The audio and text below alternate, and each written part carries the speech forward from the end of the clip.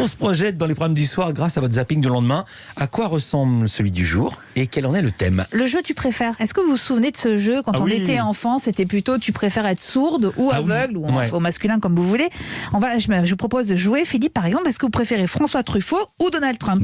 Truffaut évidemment, trop facile. Alors Bertrand, qu'il y a de l'actu sur Trump. Ah voilà, est-ce que Bertrand vous préférez regarder L'homme qui aimait les femmes ou L'homme qui n'aimait pas les femmes? L'homme qui aimait les femmes. Eh bien voyez, ce que je viens de vous dire, L'homme qui aimait les femmes et L'homme qui n'aimait pas les femmes, ce sont les titres de deux programmes donc quasi similaires qui sont diffusés ce soir. Génial. Sauf que la négation elle change le monde et le regard sur la moitié de l'humanité. Que Trump méprise la gente féminine, on le savait, mais sans doute pas à ce point-là. Dans un documentaire inédit proposé par Teva, vous allez découvrir notamment une interview exclusive de Stormy Daniels, ex-actrice de porno, reconvertie en chasseuse de fantômes et qui garde un très mauvais souvenir de sa nuit avec Trump.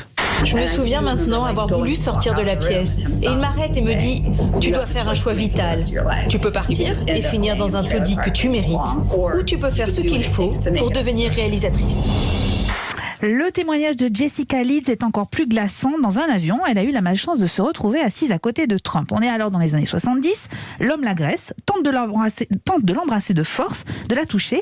Elle parvient à s'enfuir pour se réfugier à l'arrière de l'avion sans connaître réellement l'identité de son agresseur. Il n'était pas si connu que ça à l'époque. 2 ans plus tard, elle le reconnaît au cours d'un dîner de gala. Dans ma tête, je vais lui dire « C'est vous ». Mais il me regarde et me dit « Je me souviens de vous. Vous êtes la salope de l'avion ». Et voilà, pendant des années, Jessica Leeds, comme d'autres femmes, n'a rien dit. Mais en 2016, la perspective de voir Trump être élu à la présidence l'a poussée à raconter son histoire. Et depuis, ce sont des dizaines d'accusations de femmes qui sont arrivées sur le bureau des juges. Trump, à ce jour, est protégé juridiquement.